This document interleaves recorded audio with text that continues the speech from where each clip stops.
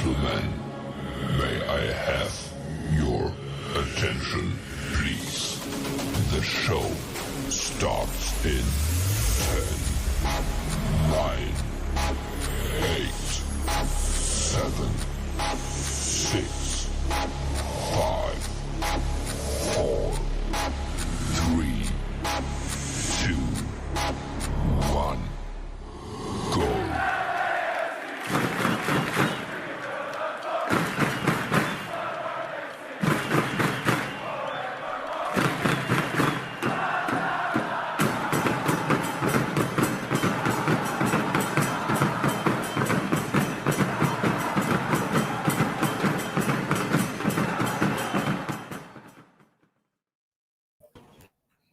What is up, and welcome to another episode of the Voices of the Black and Gold, your go-to podcast for all things LAFC. And if you're new here, guys, make sure that you like and subscribe. Hit that notification button so you don't miss anything LAFC.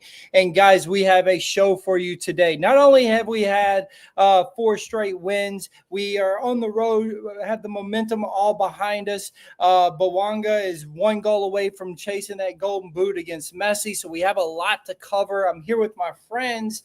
We got Andrew and MLS Moves, Mr. Will, with us today. Fellas, we're going to just jump right into it. Look, 4 wins back-to-back. These are big wins, but not only that, we get a win on the road, Andrew. This is a big point for us because something that LAFC usually has struggled with in the past, and we make our home base our fortress, but LAFC is now on the road. 10 games on the road, all have been wins. Yeah, it's been an incredible run of form for us. I think we're figuring it out at the right time, and we're learning how to win on the road, which is going to be crucial in the playoffs for us. I loved what I saw.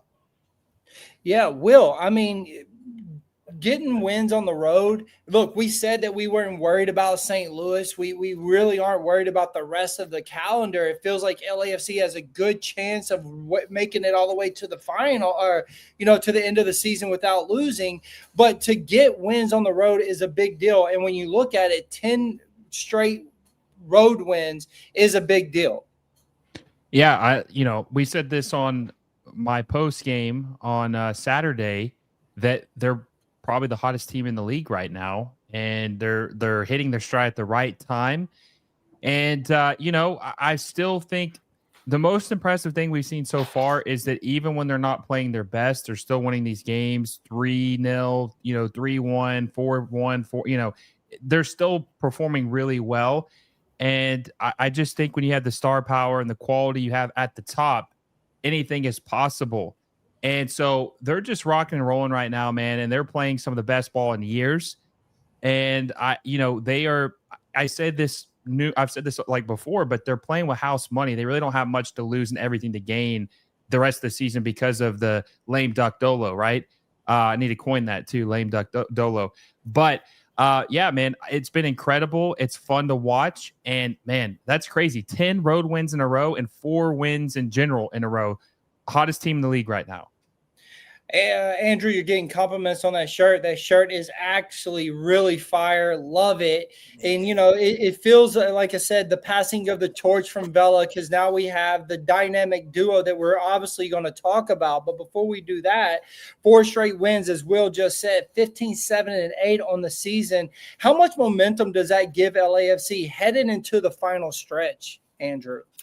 I think it gives us a huge amount to kind of see that some other teams up at the top are starting to falter a little bit, whether it be fatigue or just mental or physical. We're getting hot at the right time, and teams that make huge runs in the playoffs get hot at the right time. This is excited as I've been this season for this team. Will, we talked about it. We said that, hey, look, LAFC keeps traveling the way that they are and winning these games. They have a great chance to make it to that MLS final. But seeing the momentum of a 15, 7, and 8 and how they have won these last 4 games, what does that momentum do for a team going into these last few games before the playoffs? Well, it just shows that they have this ability to be unbeatable, right? I mean, this does a lot for your confidence. This is what you want to see, especially because you're going to go into the first round with that 3-game, which is terrible. I think all of us hate that best of 3 in soccer. It's absolutely crazy. But either way, you have to beat a team twice, potentially playing them 3 times, and having the confidence and the run of form that they're having makes you feel like you can beat whoever is put in front of you, like whatever team it is. And I just really think that this team, them and another team, which I'm sure we'll talk about later, they're not peaking at the right time, but because I think they still could be even better. I mentioned this earlier. We've seen them make mistakes and we've seen them start off slow and still just put it on these teams. That game we watched Saturday, how many chances did they have that they didn't put away? I counted at least like 3 goals they could have had in the first half they weren't able to get. And so I still, as good as they're playing, I still don't think we've seen the best of them yet. Like, do you think we've seen the best we possibly can see with this team? No, because they're still figuring it out, right? We still just seen for the first time Moran in as a starter. So things are still changing, right, Andrew? And we're going to obviously talk about him too. But I have a couple more questions for you guys. What is your impression of LAFC being unbeaten in the last 10 MLS road matches? And is this a championship trait to be able to win these last 10, going into close to running into the playoffs? We're talking about momentum and where it is this part of the season, right?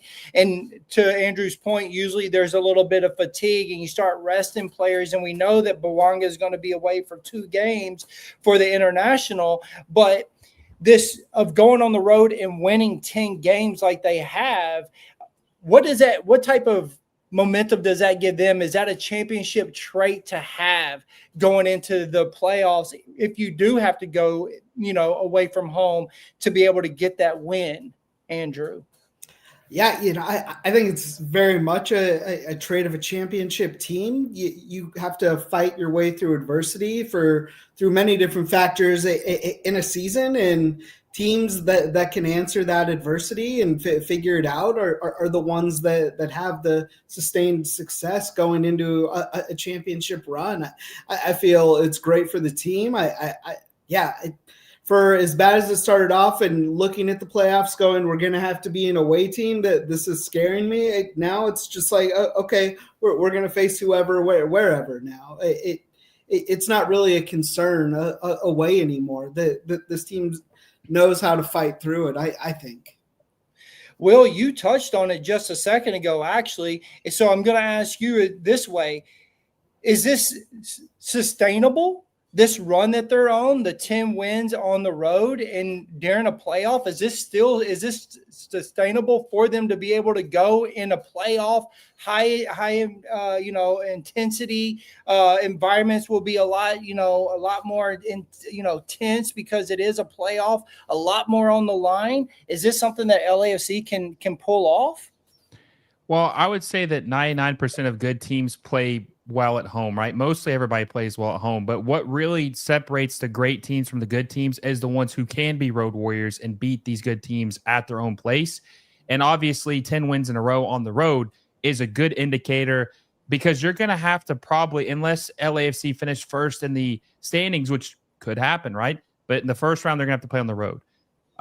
This is a good sign that they're going to be able to beat these teams on the road, or if the MLS Cup is in the Eastern Conference, the team has a higher or a better record than them, they're going to have to play their MLS Cup final on the road. Yeah, I mean, it just shows the team doesn't really care home or away. They're going to play the same. Now, is 10 wins sustainable? I mean, it's hard to expect you to win every single road game, but I think that this is a good. This is foreshadowing that they can win a lot of these games. They can win a lot of these games on the road. It's just not realistic, man, to say you're going to win every game on the road, right? Because eventually the run's probably going to end. But they have as good of a chance as anyone else. Like they are the best road team in MLS. Because, like I said, most teams are good at home. It's really what defines or separates the great from the good teams, how you perform as road warriors. I wanted to show this real quick. I haven't heard anything about Igor on his injury, and I think we'll probably won't see him till the next year. It's just my opinion. If either one of you have anything you want to say about that, please jump in, guys. And then I'm going off script because I feel like this is something that we do need to talk about. This FIFA international break is going to hurt LAFC. Some main players are going to be gone. How do you guys feel about that? Andrew, I'll start with you. I feel good about it. I don't have it right in front of me, but yesterday I had retweeted the LAFC 2 lineup for yesterday. That's our team of backups or youth team that was playing, and they ran with about 6 players that are on our roster.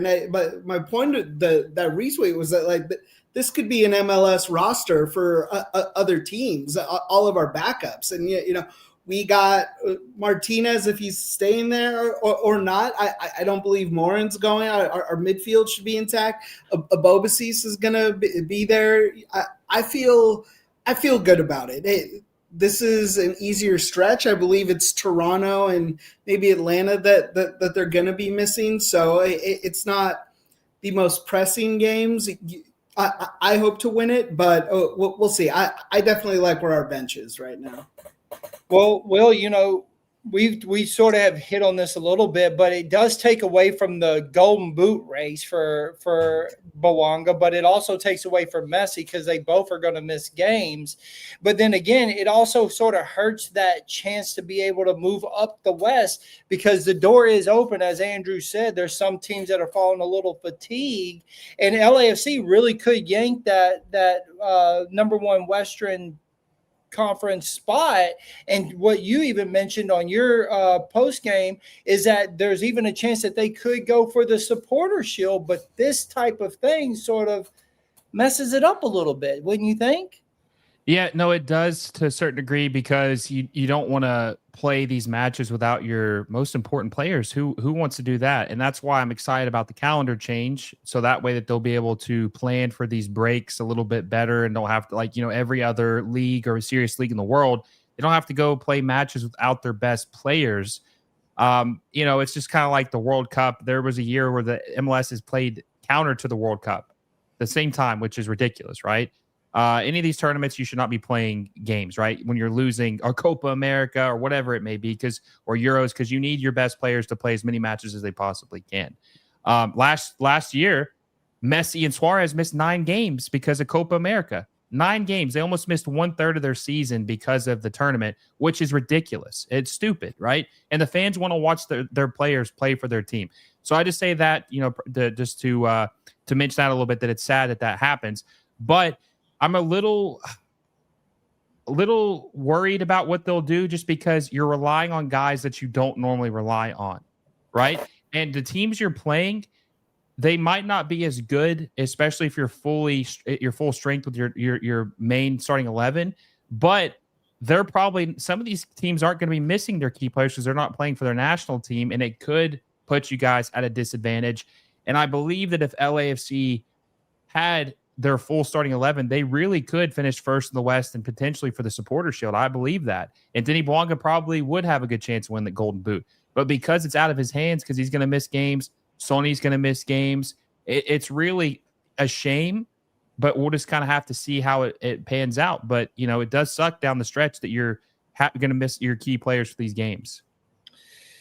So going into the next segment, before we do, I'm sure I know what the answer is going to be, but it's going to put us straight into a great segue. LAFC has outscored 15-4 in the stretch. Their opponents 15-4 in the stretch. What's clicking the most for this team right now? Andrew, I'll start with you. I mean, I'm going to take the low-hanging fruit on this one and say Bouanga and Sonny is really, what's flowing and what's really freeing everything else up. I think it's pretty clear on that there's going to be goals scored against us, that, that is what it is. And it's completely them. I mean, I think the fruit is hanging there for us to pick and say it, right, Will? I mean, because this team was so different at the beginning, and he comes in and it completely changes everything. But it's worth mentioning, you know what I mean? Like 15 goals in 4 games. I mean, this is incredible, and so it's worth saying that they are the reason it's changed. But is there anything outside of them that you feel has changed, or is it also that Sonny is here and him and Denis are the best duo in MLS? That's definitely true. But I also think the formation change has been a great thing for them, playing with 5 in the back. That's changed a lot because when they were playing the 4-3-3, there was just no creativity in the midfield. I think having Palencia and Smarliakov or Hollingshead, whoever plays on that left side, move up the pitch more, put in the crosses, and just help create chances has just really helped this team. And when we saw them change it and go to the 3 in the front again, have 2 in the midfield, when they had Delgado and I think Tillman, maybe it was Chouanier, and then they had David Martinez play up top with next to Sonny and Bouanga. It really wasn't working as well. But when they played the 5-3-2 and give Denis and Sonny that space up top, it's changed the whole team, and it's really utilizing their abilities to their maximum. And yeah, 15 goals in 4 matches. I'd have to look it up, but I think that's probably the most goals by 2 guys on a team in history. Yeah, actually, I misspoke. It's Bouanga and Son have a combined of the last 17 goals. In the last 4 games? Yeah, 17 goals. And this is the best attacking duo in MLS right now. I mean, it just is what it is. And you can't, he has, Son has 8 goals, 3 assists in 8 games. I mean, he's been incredible for him. You can't say anything more about this dynamic duo. So that moves into what I was saying. Like, what is your thought on now this duo, Andrew? Like, I just read you the stats: 17 goals, and they are now the best duo in MLS since Sonny has joined. 8 goals, 3 assists in 8 games. As we're just going to put it there for a goal in each game, which we know that isn't it. He had a hat trick and stuff like that, but the stats are showing us that this is incredible and super unselfish. He could have, if there was a penalty, had another hat trick. Him and Bouanga are damn near, not really, but like, no, you take it. No, you take it. No, you take it. I thought the video was fantastic, but it just shows you what they bring for each other. And this duo is working for LAFC in the favor of MLS also.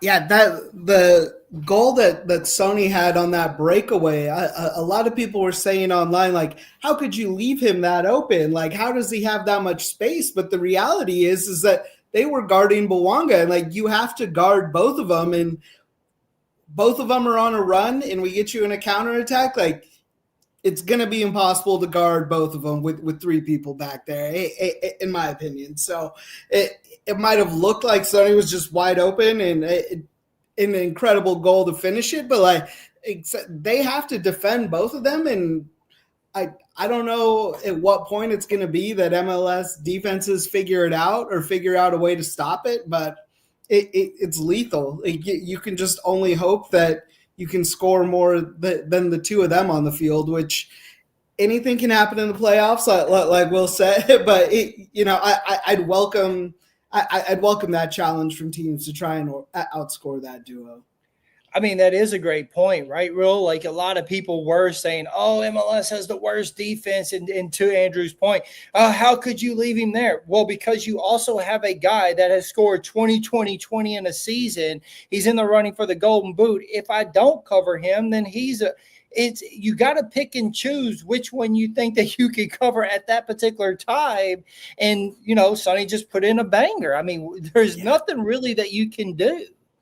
The first goal he scored was a banger. The bottom left, no goalkeeper saving that. But the second goal was just terrible defending. They were just statues, and Sonny went right, shot it left, and you just saw Roman Berkey, the goalkeeper for St. Louis, lose his mind because the defenders were not doing anything. They weren't marking him. They were just watching Sonny just standing there.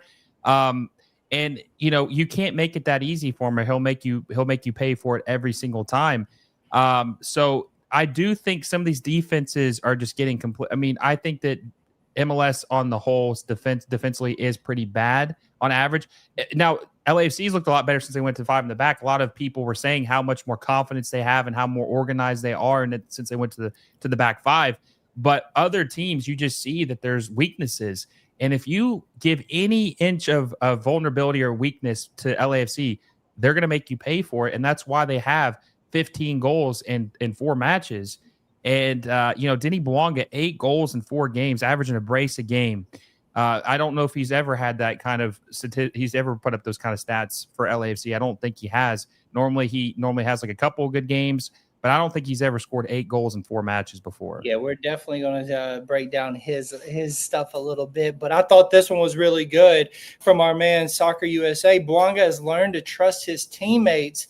I don't know if it's all the teammates, but it's the most important teammate that matters, and that's Son. And it does feel that way, right, Andrew? It doesn't feel like it's all now, look, you were in the Vela shirt back in the day. We used to say, oh, this is Vela FC.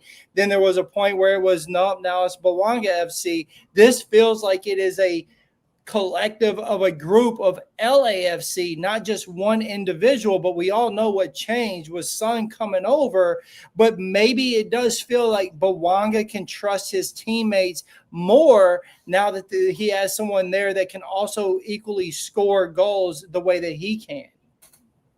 Yeah, absolutely. I think it's showing a whole different kind of trust, but it should be pretty easy to trust a player of Sony's caliber. To get a player like that, I think that would make even the most timid person that's afraid of trusting teammates as a shooter. I think that would change most people's opinion on the field with it. So I love to see it. It's definitely, a collective thing that's happening, and it's still evolving. Like, who knows what the dynamic's going to continue to be this season, next season, and going forward with it. I love it. I love the energy from the team, and our home games again too are just back to being incredible there. Yeah, well, I mean, look, we're critical of the team when they're not well, but we also give them praise when they are doing well. And to see that comment right there about Bouanga now trusting his teammates, you see the trust. Like, you honestly do. Never before would he be pushing the ball to someone else saying, no, dude, you take this. That's how much faith that he has, and also unselfishness that Bouanga has, knowing that he's in a golden boot race right now, but he wanted it to be Bouanga Sonny with the hat tricks, and he was like, no, dude, you can do this. But it was also given back to him like, nope, we're in the race for a golden boot, and you're going to get this. And so I feel like that is the trust that we're talking about right now. Yeah, I think that it's just cool to see him have a teammate of this quality that exceeds his talent, right? He's never really had that with LAFC, and he does have someone he can trust. He has someone he can rely on. And I do think that the selflessness of Son Heung-min has rubbed off on Denis Bouanga, and you just see it's like a different guy, honestly. It's like it's almost like they got 2 new players in the transfer window. Yeah, they got this guy who's always been productive, but this is a different version of Denis Bouanga, right? I think it's the best one we've ever seen. Them playing next to each other is just incredible, and especially for a fan of the league. It's beautiful to see 2 players like this feed off of each other selflessly, and they just ball. That's all they do. They just ball at the end of the day, right? So I do think Denis Bouanga has become a better teammate since Son Heung-min has gotten here. Not to say he was bad before, but man, he is like all team first, willing to do whatever it takes to put the team first. And Son Heung-min, he could have had the hat trick, Ben, like you said, that penalty, the handball, and he was going to give it to Denny. He was going to give it to Denny. He said, "No, man, you take it. Let's get you 24 goals, Tom Messi." You love to see that. No, not at all. And they say, Will, you need a LAFC shirt for this pod. So we got to make that happen. Get him in one of those black and gold shirts. Maybe send him a yellow one. Make him put that joker on. I think that would be fantastic to have. You want to know something funny? I don't own a single MLS team apparel, not one. Well, I got a jersey that was given to me, but I've never wore it. I've never wore any MLS gear ever of any team. Fair, I've never seen him in one. In Dolo we trust? Question mark. No. I usually like to make it to the 30-minute mark, but before I comment on Dolo, but no, in Dolo we don't trust. Through his own stubbornness, he's navigated how to make it work with two superstars, and I'm glad what he's done for us, but can't wait till next season. Andrew, what I told Nick on our post game was they're not winning because of Dolo, they're winning in spite of Dolo because they just have so much quality that any decent or half-brained coach could do what they're doing, right? It has nothing to do with him, it has to do with the talent. And to be fair, Dolo has always been surrounded with talent when he came to LAFC. That's the truth, and they've never not given him, talent around him. And I think that's one thing that people don't realize. Like, he's always had good teams around him. The last year was the first year that it wasn't like off the chains and everybody was like, whatever. But this is the pinnacle of it. Like, if you can't win with this team, you can't win with no team. And I think that's what is a big deal, right, for LAFC. So can some push Bouanga to win this golden boot? Because we just talked about the unselfishness of him giving the PK to him. We've seen everybody looking for him. He has 2 games left to be able to match Messi. Do you guys think that he's gonna match and possibly pass Messi for the Golden Boot race, even with him gonna miss 2 games, Andrew?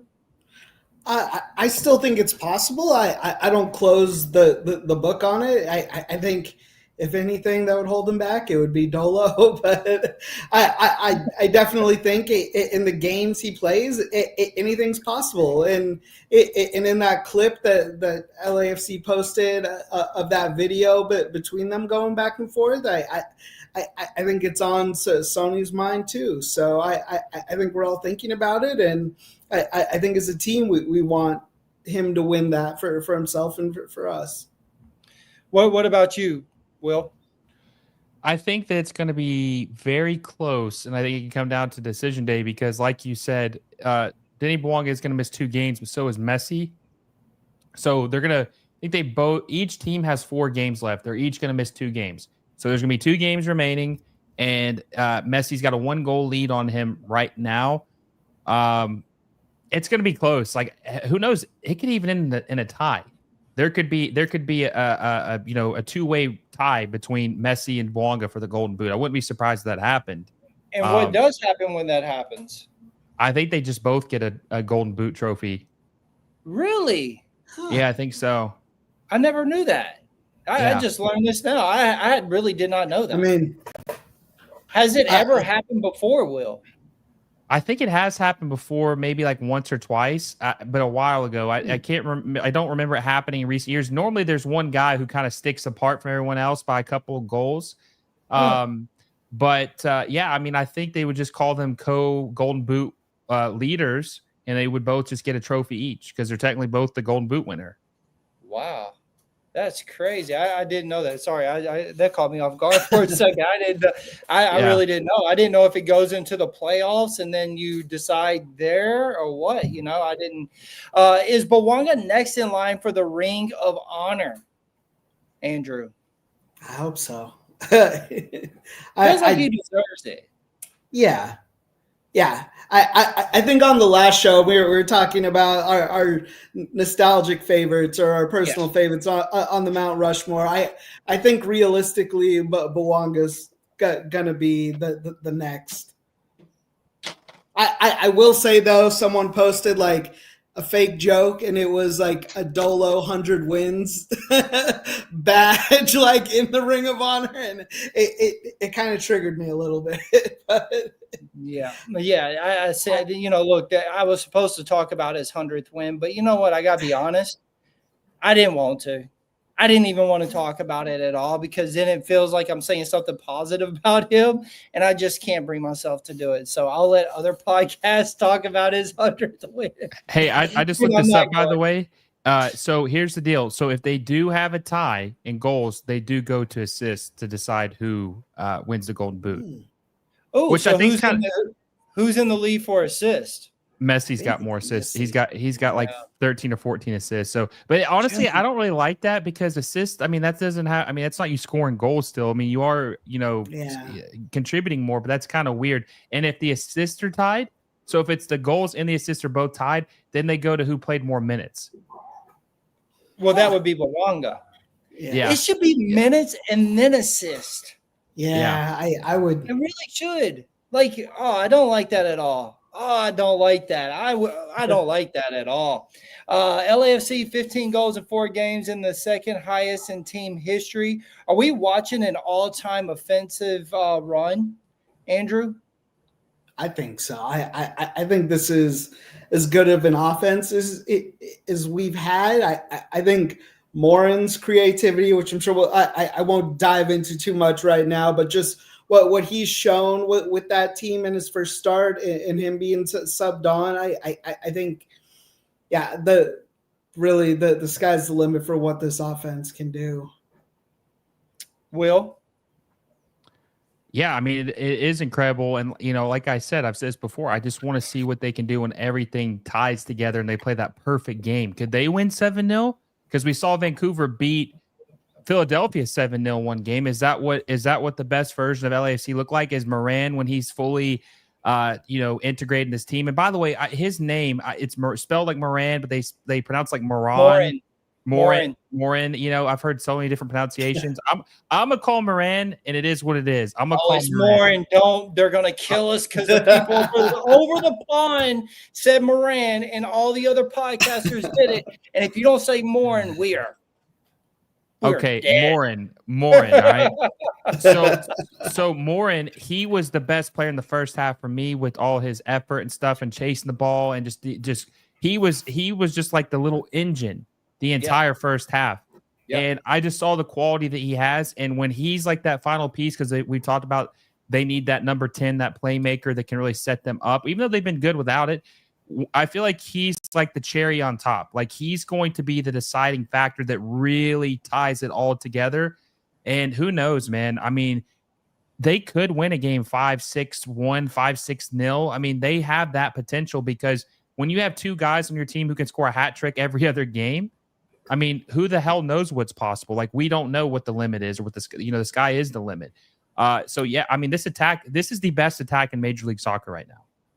Can LAFC win 2 games without Sonny and Bouanga, Andrew? I think yes.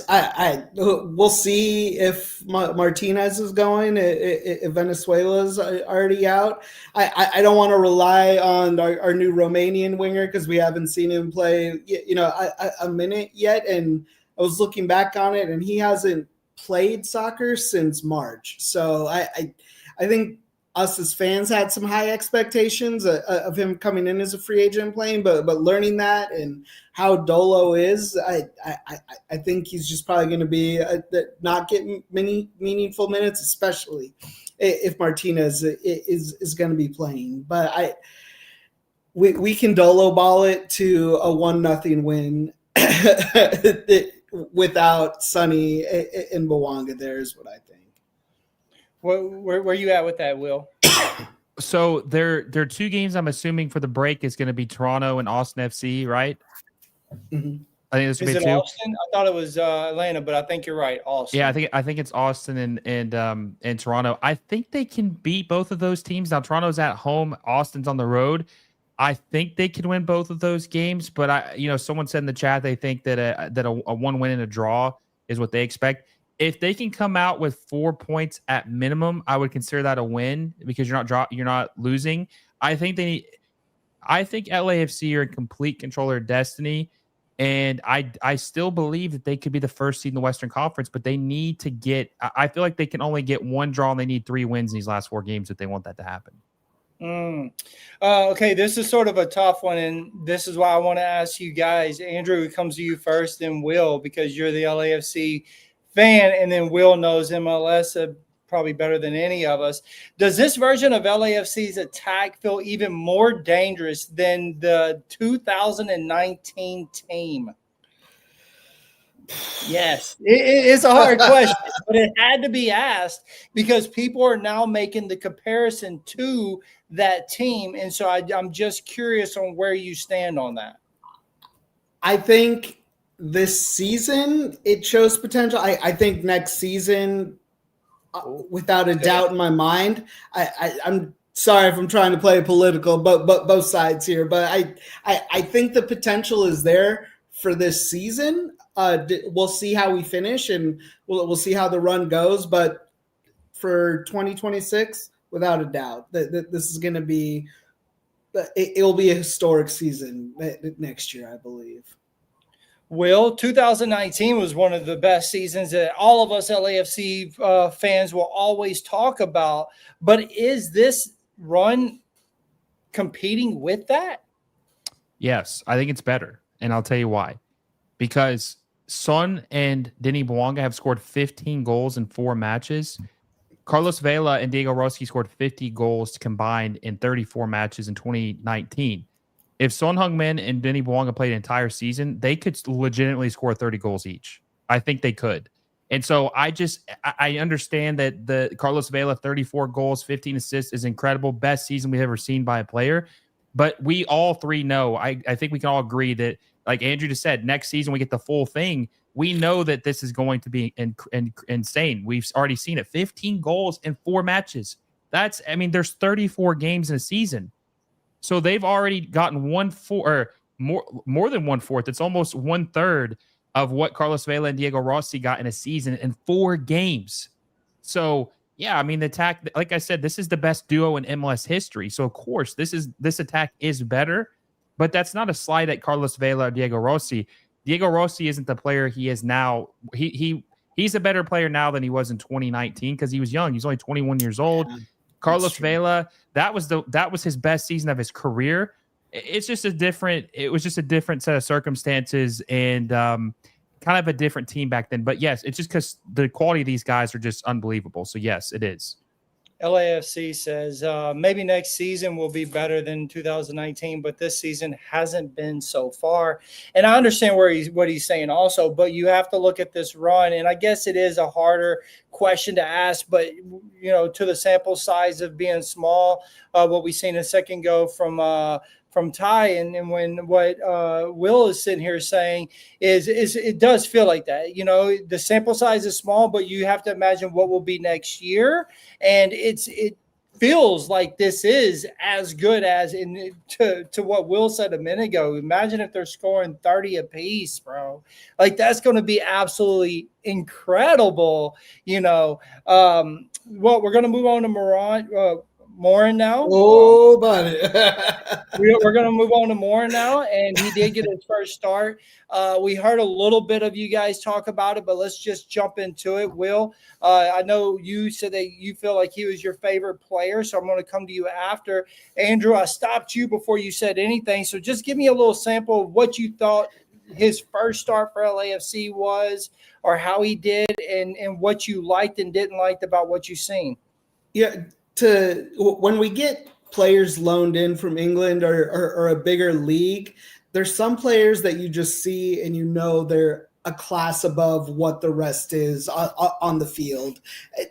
As a broad stroke, it's like an average of everybody. And with Morin's work rate, with his footwork, his creativity, you can just tell that he, in his age, he is somebody that's going to do meaningful things in his career, and we could only hope to have him as long as we can. I hope there's a good purchase price. I hope he'd love to stay if he's not getting the minutes that he gets, because he could play in a lot of other leagues, and if he wants to be here, I love it. I think it unlocks a certain type of creativity in that midfield that, to be honest, just no one in that midfield has had that's on this roster. I don't believe it. He's really, him and Porteous. It's hard to say that like someone's an underrated signing from this transfer window because they've all just been great. But yeah, I can't say enough good things about it. I love Morin. He's got a great first name, and he's fun to watch, and he offers a third person for the defense to watch and to have to mark when we're all pressing forward. So I think that's another key element that he brings to it. Oh, okay. Our friend from Atlanta, Tommy, says 6'2", with a little smiley face. Yeah, we'll see about that, Tommy. Will, what do you think, man? Morin, the way his, you gave a little preview of it, but let's just hear your overall assessment of his first start. I thought it was good. I just thought the energy was there. I just thought that this was like the little engine, man. Like he was getting things going. He like the effort, even when some guys looked like they really weren't pushing or pressing as much as they could, it was him.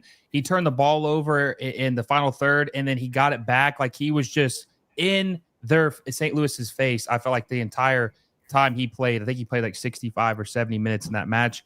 And I think that we have to consider him like the X factor for how the season's going to go, because we know the guys up top are good. There's no questions about that. It's a matter of like behind them, that guy, what's he going to be able to do? I think that's what's going to separate them to see what their potential is going forward in the MLS Cup playoffs. If they're going to win MLS Cup, is someone like him, the guy that, the uncertainty, what's he going to bring to this game? And the first match was, his first start was great. And I don't really know what else you could have asked from him. And hopefully he starts the rest of the season. I think it's their highest chance of doing anything. We have been missing, and I agree with this. He is exactly what we have been missing, because we have asked for midfielders that could really facilitate. We have asked for midfielders that could play different spots. He is fast. I agree with everything that both of them have said, from Will and Andrew. I like everything about this kid. And look, we are lucky enough when LAFC to have friends that are from over the pond, and they say, y'all really getting somebody that's incredible. Just wait and see what he can do.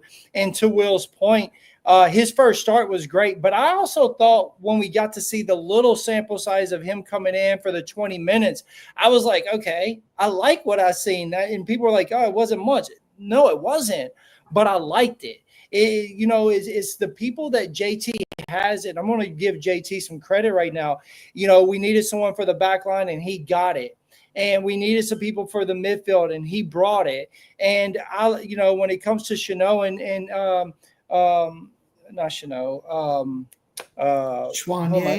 Wanye and Morin, I feel like we have filled that hole that we needed in the midfield, because we were really asking for guys that could facilitate, that could defend, but also be there for the attack if needed. And we are seeing that. Yes, it's only one game and one start for him, but everything I seen on that day, for me, it was like, okay, this is, to Will's point, the part that could push us that much further ahead of everybody else. Oh, like someone can come in and give like a meaningful 10 minutes and it's fine. It's one thing, but as a young player to come in and not only have meaningful minutes, but just to completely, put everything on display consistently for 60 plus minutes is best case scenario in there. I can't say enough about the guy, so I have to stop myself. No, I don't think you have to. I think that's the whole point. Like we should be excited about it, right? Yeah. Will, like when you have a person that comes in and you have the caliber of players that you have up top, and then yet your name is still being talked about on podcasts or on the, hearing it over the thing during play. Like, that is important, and it shows how important you are to the team. The front guys can only do so much, but when you have a guy coming in and really moving the needle in the mid that you felt like you've been suffering at for the season, then hey, man, all gloves off, and like, hey, we welcome it. Yeah, I feel like Moran, right? Am I saying it right? Morin. I'm gonna butcher that all the time. I feel like Morin is just cut from a different cloth, man. You know who he kind of reminds me of a little bit? Like I don't know if he's as good in the attack, but I'm wondering if he can maybe fill the void from like what Matty Bogusz left from behind, because Matty Bogusz was just so good. Matty Bogusz was good on the wing. He was good in the midfield. Like it just feels like this guy has that type of quality, Andrew. Like he just feels like once he gets implemented, man, the sky's the limit. Yeah, when Chouanier came in and started getting some minutes for us, everyone was like, "Oh, he could start, but who would we take out? Who would we sub out for Chouanier?" Morin's here, and it's not like it doesn't even matter. He'd be better than any other midfielder. It's not like, oh, who would we take out? Like, who would take away minutes? Like, it doesn't matter. Like that, not to disrespect anybody else in the midfield, but like he could start over anybody else in our midfield. It's phenomenal. Like I had started, he's just a class above what we're typically used to seeing in this league as a young player, not as someone in their prime like Bouanga, but to get that kind of youth talent. I just watched him, and you kind of get almost that little like pit of despair where you're like, he's not going to be here very long. Like he's so good that like we just need to enjoy this guy while he's here. He's different. As long as he just exactly.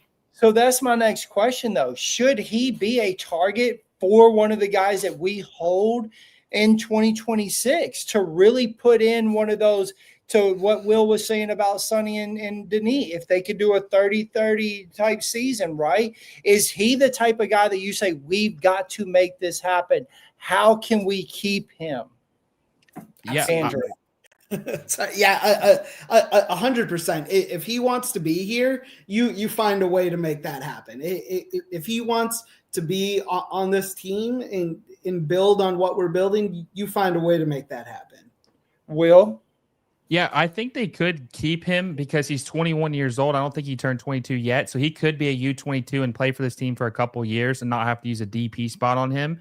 So that is, and I think that I'm trying to remember what the maximum salary is for a U22. I want to say it's $1 million. I could be wrong. Maybe it's $800K, but I think they could fit him under as a U22. He does for the age, but the money too.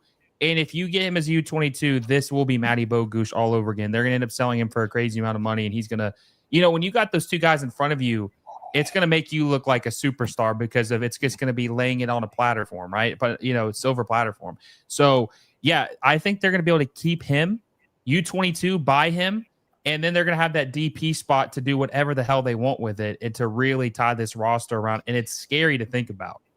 Well, I feel like you came in and really dropped some dimes on us. Not only the comparison to Matty Bogusz, okay, that was whatever. I was like, wow, that's it. But to know that we could get him as a U22, and if it is true, as a manager, whatever, you'd be like, yo, this is who you're playing with right now. All these eyes are on you. Your stock is going to go up. This is a place that you should stay. If we could keep it for 2026, Andrew, and as a U22, that would be incredible. Yeah, like the one thing we have going for us as a league going into the next season is meaningful minutes before the World Cup. And he's exactly the type of player that you can pitch that one more year to get some meaningful minutes into play in a competitive league going into the World Cup. It's our biggest hope to actually make this happen. I would be okay if that had to classify him as a DP eventually, if that's what we rolled with. I would be more than happy with whatever else product we could put on the field. I know JT could fill some holes like he's done in our goal when we thought we were losing Max and McCarthy, and Hugo Lloris pops up for us. So I have full faith that we could build around that.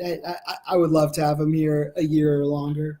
Okay, so everybody's saying no, you would definitely have to make him a DP, but let's just say, is it something that you would be willing to do for this caliber player to be there with Sonny and possibly Bouanga? I mean, well, we think Bouanga's staying, but you know what I mean? Like, is he worth the DP spot? Absolutely. I don't think defense is worth it. It will touch on at the beginning of the show. Defense is going to be what it is in this league. You put your money into scoring, and I think that combination is, in terms of age and talent, is as great as you could have in this league. Will, I mean, is he worth the DP spot? I don't think he is, because you could get him as a U22. People are saying he wouldn't be able to be a U22. That's just not true. His market value is like $3.5 million, and the highest transfer fee of all time for a U22 is Miami Toto Alvarez. They spent like $7.5 million on him. You can spend whatever transfer fee you want on a U22. It's just about the salary. They can't make more. I can't remember if it's $800K or $1 million. They just can't make more than that. But the transfer fee, you can spend whatever you want on it. So he 100% can be a U22. Now, if they have, I can't remember if they have all their U22 spots filled up, but that's a next year problem. He's on the roster the rest of this year. They can offload one of those guys and bring him in. It's not a big deal. You do that immediately, right? Will, I mean, yes. if there's a chance and they say, hey, we won't, you just said $3.5 million. Okay, well, we'll give you $3.5 million. He comes with us. We'll release whomever we have to. Nick, you remember this infamous player that LAFC bought as a U22 who sucked ass? Buke cost like $7 million. Buke was $7 million. So listen, you definitely can buy him as a U22. I think that they said that at Brighton that he was only making like $800K. They're talking about Morin. So I think they could definitely make it work as U22, and you want that DP spot open just in case. Like, you have more freedom to do something or fill a hole, or hey, you know what? Maybe you even sign a center back or something. Who knows? Like, you just have all these possibilities. Maybe sign another midfielder. There's just a lot of possibilities. But yeah, I mean, I don't know if I'd use a DP spot just because you can have. You should be able to sign him as a U22. I'm all for it. I'd take if LAFC wins the cup and Son continues with the farm, we see him heading back to Europe. No way. I think he's here, man. What do you think about that, Andrew? I think people need to listen to what Sonny says. And if he says he's happy in LA and he chose to come to LA, like he's going to be in LA. It's just how I feel. I don't think we're going to even have that conversation until after the World Cup. I respect the hot take, as I have them myself sometimes, but I don't think he's going anywhere. It's a hot take, but one that hurts my heart to even think about.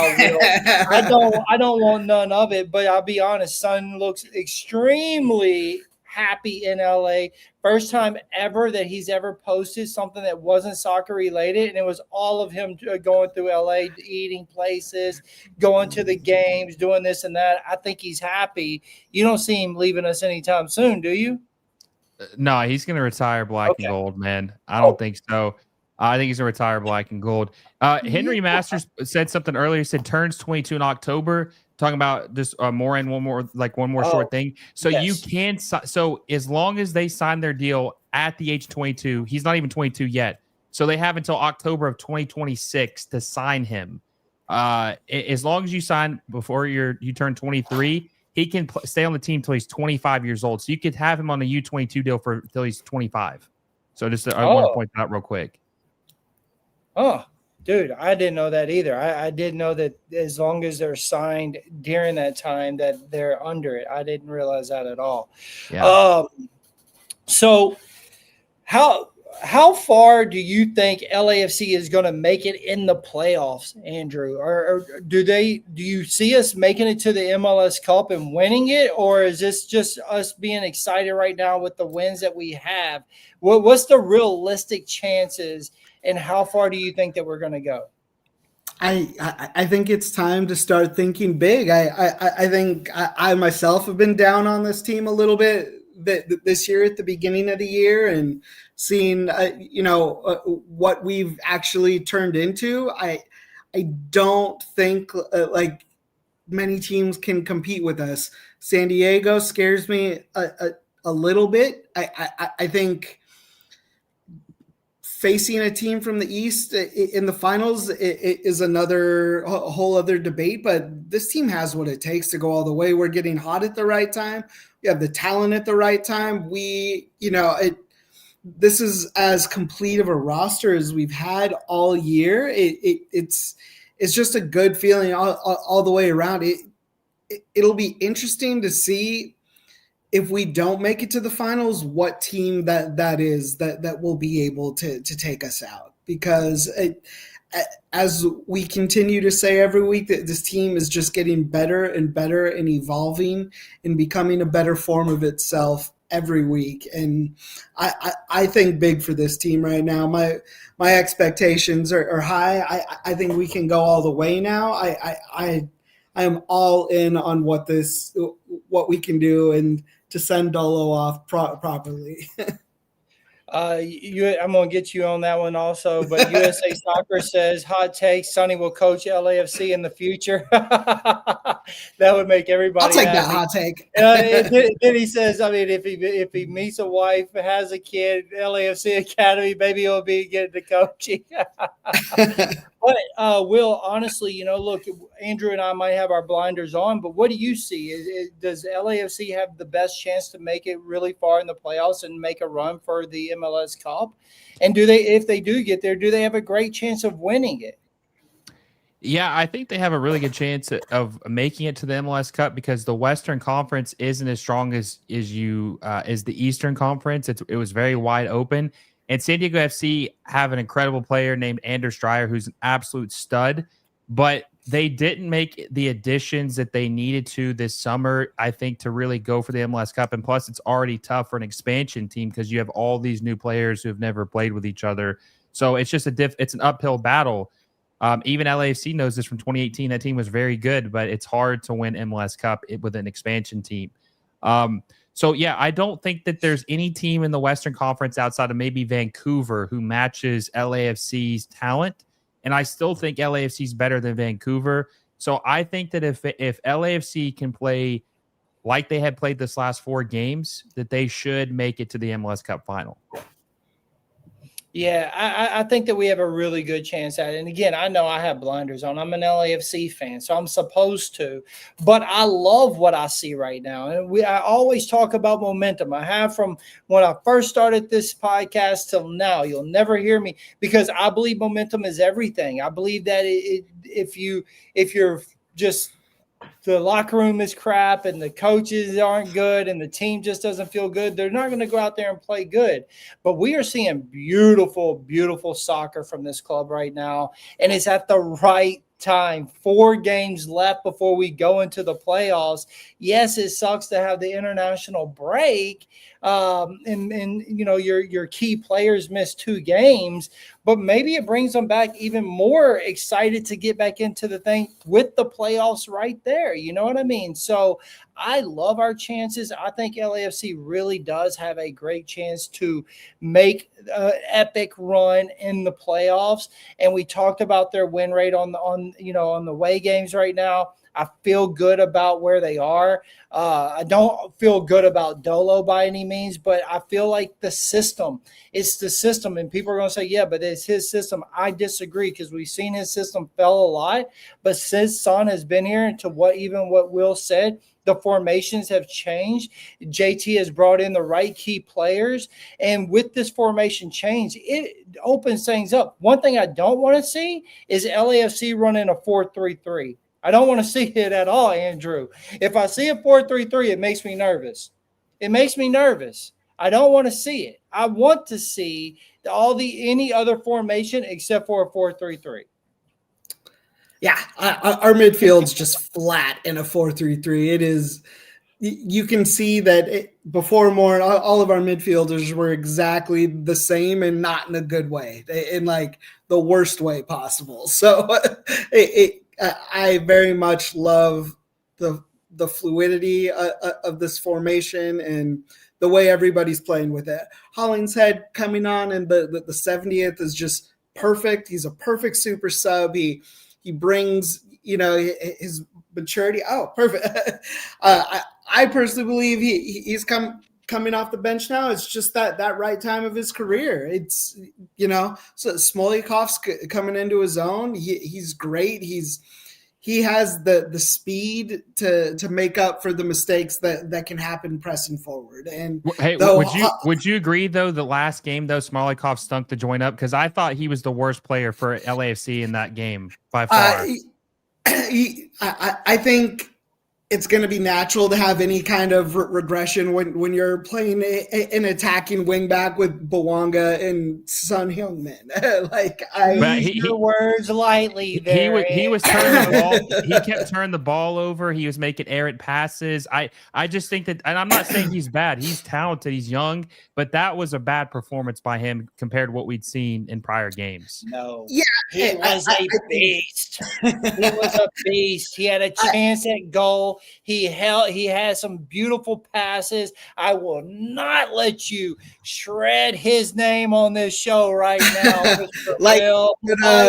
Soccer USA was just saying he's going to go through some growing pains. What he just commented, and with this talented of a team, like to be able to have someone that young go through some growing pains with that team, I'd welcome it right now.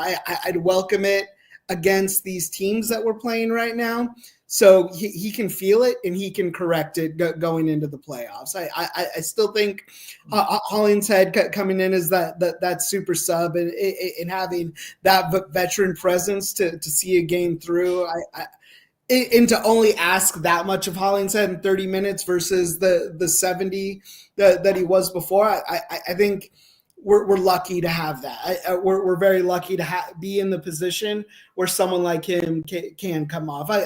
I'm still Team Smolякov. I'm still Team Smolякov. Nick, all joking aside, I think that Will really just gave him a compliment, to be honest. And I'm not even being sarcastic. I think because he has played so well in the games that he has played, just to see a little bit of a dip is what Will is talking about. And of course, it's going to happen. But with that caliber of players, you're expected to always play at this high level, and he really has. Like I am Andrew and I both are huge fans of him, and I know Will is also. And to be fair, I appreciate what Will is saying. Joking aside, like I love the way that this kid plays. I am a person that believes that he should start over Hollingshead, and weeks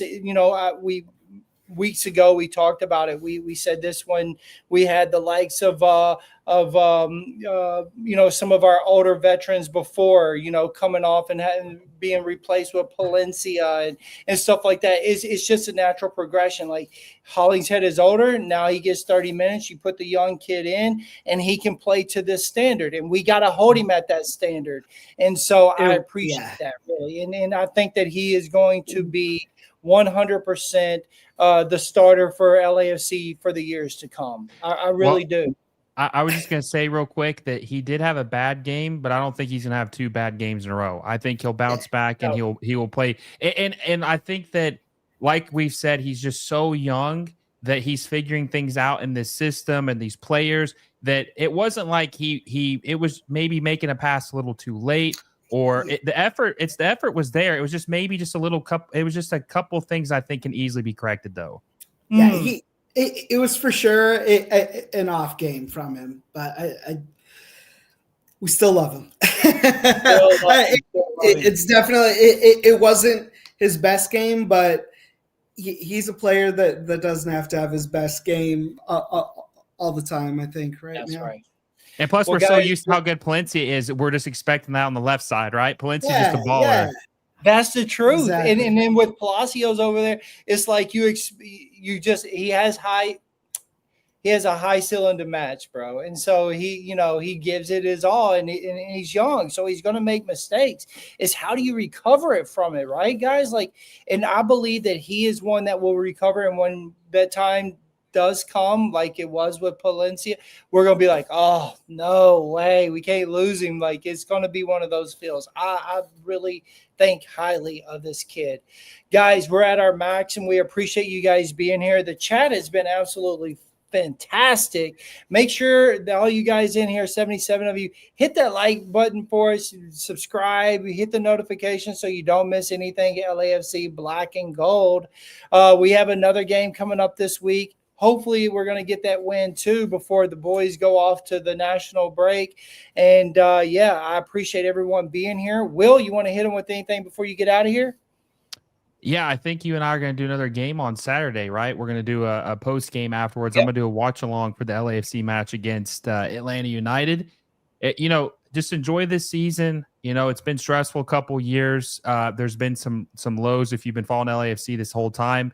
New fans, you're lucky that you get to see a glimpse of what the good old days look like for LAFC. So just enjoy it. Like I said, they're playing with house money. We'll see what happens, and they do have a real chance of winning it all this year. So I'm going to be very curious to see how the rest of the season pans out. Andrew, you want to hit them with anything before we leave? Shout out to Ryan Porteous, just got coming in and being a day one starter, vocal leader on the field. I feel he's someone that should be talked about more. What he's bringing. You're right. Yeah, right. Maybe at some point down there, maybe he'll have an insane game or a goal scored in it. Yeah, I especially with we don't know what happened with Lloris. We're going to need that defense tightened up, and Tafari is coming along. I know some aren't fans of him, but he's holding his own next to Porteous. So it's a good feeling from top to bottom. All facets of the game are working, and Dolo out for me. Guys, you could have been anywhere for this hour and 7 minutes, and I appreciate that you chose us to be here with. Make sure that you come and watch Will's watch along. We are going to do a post game over on his channel after, and then we'll be back here on Monday, 7 o'clock Pacific time. So come and join us here. Thank you all for being here, and we will be out. LA still black and gold. Dolo out.